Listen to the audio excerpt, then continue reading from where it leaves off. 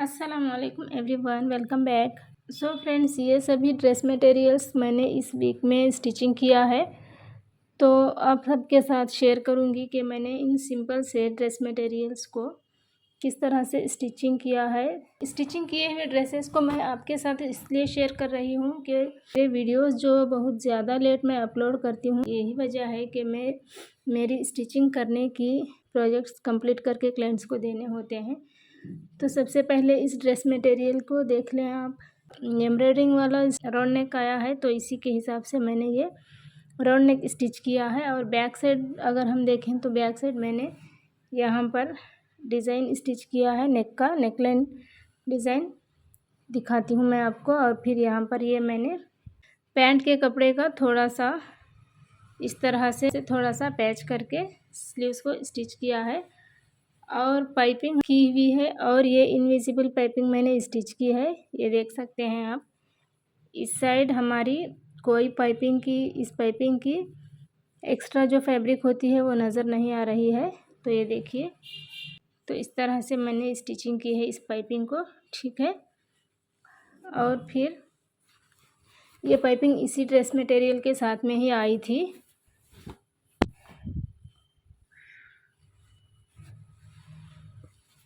उसके बाद यहाँ पर मैंने बैक साइड में इस तरह का नेक डिज़ाइन बनाया है और टेजल्स जो है मैंने इस तरह के डबल फोल्डेड फैब्रिक से टेजल्स डिज़ाइन किए हैं। तो इसकी शलवार जो है वो प्लेन ही है, तो शलवार मैंने सारे ही सेम ही स्टिच किए हैं।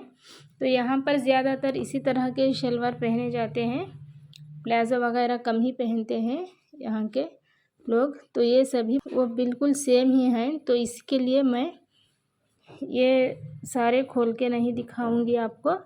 बस ऊपर के टॉप्स जो हैं वो, ऊपर के कुर्ती जो हैं वो अलग अलग डिज़ाइन के हैं, तो वो मैं थोड़ा आपको दिखाऊंगी। और शलवार एक ही मैं खोल कर दिखाऊंगी आपको। तो ये देखिए, नॉर्मल शलवार है, ना ज़्यादा पटियाला।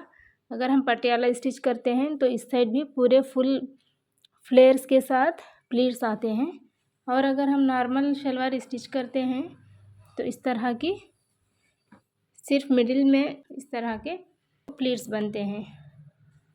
तो इस तरह की सारी ही शर्ट, 5 ड्रेसेस की भी मैंने इसी तरह की शलवार स्टिच की है। और यहाँ पर बॉटम भी मैंने प्लेन ही स्टिच किया है। तो यहाँ पर ये देख सकते हैं आप, बॉटम पर मैंने बेल्ट कैनवस का यूज़ किया है ताकि इसकी फिनिशिंग बहुत अच्छी आ सके। तो मैं हमेशा ही इसी तरह का बेल्ट कैनवस यूज़ करके ही बनाती हूँ बॉटम को। तो उसके बाद आगे देखते हैं। तो नेक्स्ट इसी पैंट का ये ड्रेस है, तो इस ड्रेस को भी मैंने यहाँ पर थोड़ा सा बैक साइड डिज़ाइन किया है, क्योंकि फ्रंट साइड इसका भी एम्ब्रॉयडरिंग वाला ही है।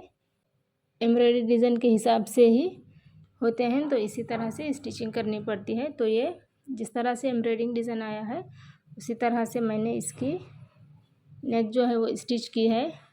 और यहाँ पर टेजल्स की बात करें तो टेजल डिज़ाइंस मैंने यहाँ पर थोड़ा अलग बनाया है। तो इस तरह के टेजल्स बनाए हैं मैंने।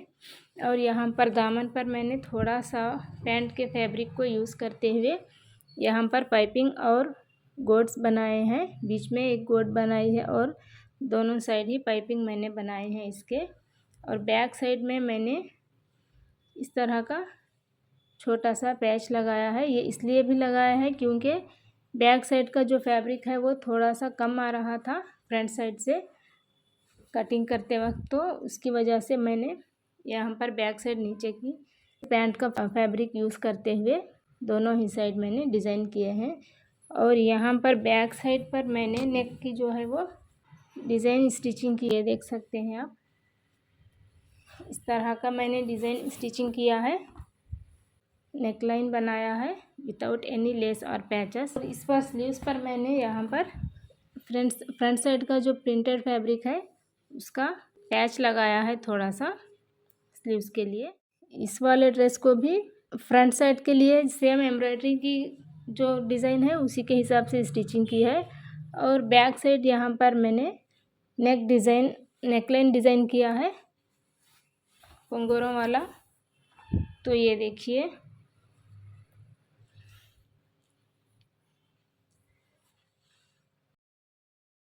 बैक साइड के लिए कैनवस को यूज़ करते हुए मैंने ये नेकलाइन बनाया है। और टैज़ल डिज़ाइंस के लिए सिर्फ यहाँ पर फोल्डेड फैब्रिक ही यूज़ किया है, कुछ ज़्यादा नहीं बनाया है। इस तरह की स्टिचिंग के लिए बस 350 to 400 ही हम चार्ज करते हैं।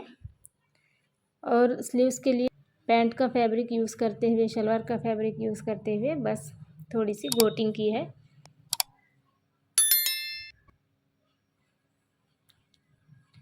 फिर फ्रंट साइड इस एम्ब्रॉयडरी में जो बिल्कुल सूटेबल वाली लेस, यहाँ पर कटवर्क लेस मैंने स्टिच की है। और बैक साइड इसका नॉर्मल ही है दामन। इस कुर्ती पर ये राउंड नेक आया है, तो राउंड नेक अगर हम कटिंग करके स्टिच करेंगे तो ये बहुत ज़्यादा बड़ा हो जाएगा नेकलाइन। इसके लिए मैंने यहाँ पर इस तरह से डिज़ाइन बनाकर इसकी स्टिचिंग की है नेक की। तो ये डिज़ाइन का डिज़ाइन भी बन जाएगा और गला भी छोटा बनेगा और परफेक्ट बैठेगा पहनने के बाद। स्टिचिंग की है इसकी full sleeves, normal plain full sleeves. और यहाँ पर मैंने डोरी लेस को, स्लीव्स के बॉटम को यहाँ पर मैंने डोरियों से इस तरह से स्टिच किया है। ये देखिए, इस तरह से अंदर से ही मैंने इसको स्टिचिंग कर दिया है। फिर उसके बाद यहाँ पर बैक नेक देखिए, ये सिंपल पॉट नेक है। और टैजल्स मैंने यहाँ फोल्डेड फैब्रिक के ही डबल टैजल्स स्टिच किए हैं इस तरह से। और ये पॉट नेक मैंने स्टिच किया है बैक साइड के लिए। तो ये ड्रेस है, ये 5 ड्रेसेस मैंने इस वीक में स्टिच किया है। तो इस तरह के नॉर्मल ड्रेसेस के लिए हम चार्ज करते हैं 350 रुपीज़। तो इसमें ज़्यादा कुछ नहीं है दिखाने के लिए, ये बस नॉर्मल सा ही ड्रेस बैक साइड को राउंड नेक रख कर मैंने स्टिच किया है। सो ये कॉटन का डेली वेयर ड्रेस है, तो इसमें कुछ ज़्यादा नहीं चाहिए था, हमारे क्लाइंट को सिंपल चाहिए था ड्रेस। तो इसकी वजह से जैसा एम्ब्रॉयडरी यहाँ पर आया है उसी तरह से ये नेक भी मैंने स्टिच किया है। उसके बाद ये सारी शलवार जो है वो नॉर्मल अभी जो मैंने पहले दिखाया था उसी तरह की शलवार से। ये है मेरे इस वीक के सीविंग प्रोजेक्ट्स।